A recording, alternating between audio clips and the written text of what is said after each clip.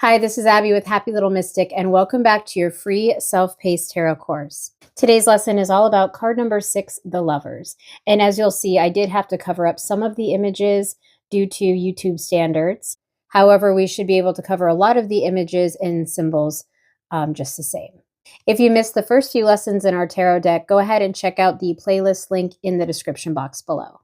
And if you're following along with our workbook, you'll see that in the Major Arcana section, after the Hierophant, we have a section here for the Lovers and all the information we need to fill out to fully understand their card. Okay, let's get started. The first thing we'll notice here is that we have a woman and a man standing together. They are without clothes, and this is to symbolize authenticity, vulnerability, truth, and this openness and honesty in their relationship. The angel here that's above them suggests that the connection between the couple is not just physical, but also spiritual. It can also symbolize the blessing of this union of the woman and the man together. You'll notice that the woman is looking up to the angel while the man is looking directly at the woman. And this is a play between the feminine and masculine energies here. The man and woman in the Lovers card are often interpreted as Adam and Eve. And you'll notice here the trees behind each one of them have different symbols on them. So this tree behind Eve here is the tree of knowledge of good and evil. It also has the serpent coiled around it, very similar to the biblical story. And this snake is representing the dangers of temptation. So our tree here is all about that moral choice that you have and the awareness that comes with it, as well as the consequences of gaining that knowledge. So in this card, we could read this as conscious awareness, ethical decisions, and that duality of right and wrong. Behind Adam over here, or our male figure, we have what's called the tree of life. And it's a little hard to see, but behind him, there are 12 flames to represent the 12 zodiac signs, or this broader spiritual vitality with the fire there. So this tree here is linked to spiritual truth and that connection to the divine. It's suggesting divine inspiration, vitality, and this eternal aspect of the human spirit. So together, the trees are representing this balance between physical and spiritual realms. And it's also symbolizing this union of opposites. So we have the conscious and the unconscious, the instinct and the intellect, and then the desire and the higher purpose. So as we go further with our reading here, you'll find that the major theme of the Lovers card is all about this concept of choice. So these figures here must decide not only in love, but also in how they align with truth, morality, and spiritual growth. You'll see a red mountain here, and that is symbolizing challenges and obstacles that require effort and overcoming those challenges to be together. Our angel up here often is represented as Archangel Raphael, and they are representing this divine guidance or spiritual connection. Also, as I mentioned earlier, the blessing of this union. We also have the very large sun here, and that is all about clarity, truth, illumination, giving this positive energy and clear intentions. Okay, so if you're following along with our workbook, in the Zodiac sign section, we're going to want to note that the Lovers card is connected to the planet of Mercury, and Mercury is the ruler of Gemini. So the zodiac sign for the Lovers card is Gemini. And Gemini is all about duality, communication, choices, and adaptability, and relationships. So perfect for the Lovers card. If you're asking a yes or no question and the Lovers card shows up, the answer is yes. So the Lovers represent that alignment and connection, that coming together. So whether it's with a person or a path or a decision, the energy behind this card is yes. If the Lovers card shows up in the upright position, the keywords would be relationship, alignment, this harmonious union, and like I mentioned earlier, choices. So when that Lovers card shows up, there is a meaningful conscious choice that needs to be made, perhaps. The overall general meaning of the Lovers card, if it shows up in a reading, suggests that it's time to balance that feminine and masculine energy. You have a choice to align with the divine through balance. So if the Lovers card shows up in a career or finance reading, it could be that there's love in the workplace, or it could also mean that you're aligning with a business partner. It could strictly be platonic. It can also represent that you are making money doing what you love, or that's in the near future. If the Lovers card shows up in a love or romance reading, it definitely tells us that a romantic connection is available. The opportunity for love is near. It could also indicate that you have a soulmate in your life or one is coming soon. So, in the other section, I noted that the Lovers can indicate a time when we should remember to choose divine love over instant gratification. So it could be reminding us to make that important choice. It's a time where we're committing to one another or a decision rather than going for that, quick fix or instant gratification. We understand the balance needed, the harmony and the union needed in this divine choice. So if you're following along in our notebook, the next section is all about numerology, and the Lovers is the number 6. So there is a reference guide in the back of the book, but 6 basically means harmony, reciprocity, give and take, that mirror image here. And I like how they're showing that with the 2 trees and our woman and our man. Responsibility. Sometimes we have to make that responsible choice. 6 can also mean nurturing and family, that refocus that we might need to find balance, love, and to be that caregiver. If the Lover shows up in reverse and you're choosing to read reversals, the keywords are going to be indecision, disharmony, unhealthy choices, or an imbalance. Could also mean codependency. So again, when we have a card show up in reverse, it really is a resistance to when the card is right side up. So right side up, we have alignment.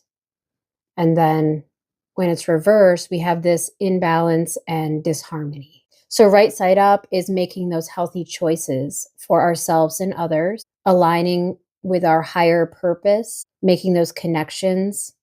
But then when we reverse it, we have that codependence. We're relying on others instead of following our own desires. We have that imbalance and disharmony. So when the Lovers does show up in reverse, the advice is to take time to look within. Maybe you need to re-examine your choices, check for misalignment, avoid that people-pleasing or fear-based decisions. It may also indicate that you need to rebuild trust within or with others. So when the Lover shows up in reverse, it's definitely a sign to take a moment, step back, ask yourself why you're not feeling harmonious. What is it that you can do to help yourself? What is it that you can do to heal that connection with yourself? The reversal can really point to this inner conflict that perhaps you aren't even aware of. So you may be disconnected from your own needs or even your voice. And this is asking you to reconnect with your heart before trying to connect with others. It goes back to that self-love we talked about with our Empress card.